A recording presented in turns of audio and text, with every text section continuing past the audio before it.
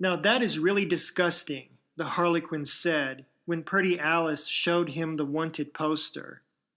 Disgusting and highly improbable. After all, this isn't the day of the desperado. A wanted poster. You know, Pretty Alice noted, you speak with a great deal of inflection. I'm sorry, said the Harlequin humbly. No need to be sorry. You're always saying I'm sorry. You have such massive guilt, Everett. It's really very sad. I'm sorry, he said again, then pursed his lips so that the dimples appeared momentarily. He hadn't wanted to say that at all. I have to get out again. I have to do something. Pretty Alice slammed her coffee bulb down on the counter. Oh, for God's sake, Everett, can't you stay home just one night? Must you always be out in that ghastly clown suit, running around annoying people? He stopped and clapped the jester's hat onto his auburn thatch with a tiny tingling of bells. He rose, rinsed out his coffee bulb at the spray, and put it into the dryer for a moment. I have to go. She didn't answer.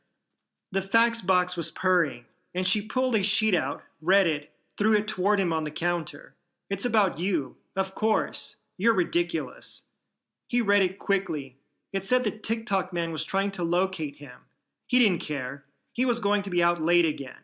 At the door, dredging for an exit line, he hurled back petulantly, Well, you speak with inflection too. Pretty Alice rolled her pretty eyes heavenward. You're ridiculous. The Harlequin stalked out, slamming the door, which sighed shut softly and locked itself. There was a gentle knock, and Pretty Alice got up with an exhaltation of exasperated breath and opened the door. He stood there. I'll be back about 10:30, okay? She pulled a rueful face. Why do you tell me that? Why? You know you'll be late. You know it. You're always late. So why do you tell me these dumb things? She closed the door. On the other side, the Harlequin nodded to himself. She's right. She's always right. I'll be late. I'm always late. Why do I tell her these dumb things? He shrugged again and went off to be late once more. He had fired off the firecracker rockets that said, I will attend the 115th Annual International Medical Association invocation at 8 p.m. precisely. I do hope you will all be able to join me. The words had burned in the sky, and of course the authorities were there, lying in wait for him. They assumed, naturally, that he would be late. He arrived 20 minutes early, while they were setting up the spider webs to trap and hold him.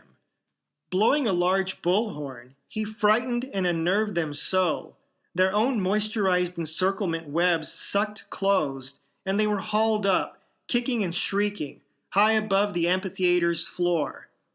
The Harlequin laughed and apologized profusely.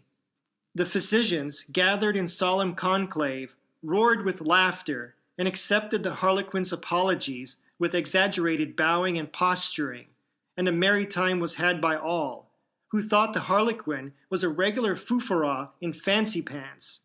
All, that is, but the authorities, who had been sent out by the office of the Ticktockman. They hung there like so much dockside cargo, hauled up above the floor of the amphitheater in a most unseemly fashion. In another part of the same city where the Harlequin carried on his activities, totally unrelated in every way to what concerns us here, save that it illustrates the Ticktockman's power and import, a man named Marshall Delahunty received his turnoff notice from the Ticktockman's office. His wife received the notification from the gray-suited Miney who delivered it, with the traditional look of sorrow plastered hideously across his face. She knew what it was, even without unsealing it. It was a billet doux of immediate recognition to everyone these days. She gasped and held it as though it were a glass slide tinged with botulism, and prayed it was not for her. Let it be for Marsh, she thought, brutally, realistically, or one of the kids, but not for me. Please, dear God, not for me. And then she opened it, and it was for Marsh, and she was at one and the same time horrified and relieved. The next trooper in the line had caught the bullet. Marshall, she screamed, Marshall, Termination. Marshall. Oh my God, Marshall. What'll we do? What'll we do? Marshall. Oh my God, Marshall. And in their home that night was the sound of tearing paper in fear, and the stink of madness went up the flue, and there was nothing, absolutely nothing they could do about it.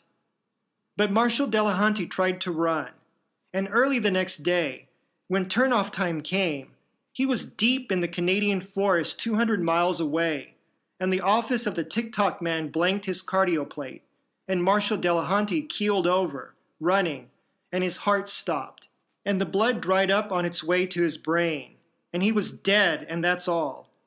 One light went out on the sector map in the office of the master timekeeper, while notification was entered for fax reproduction, and Georgette Delahunty's name was entered on the dole rolls till she could remarry.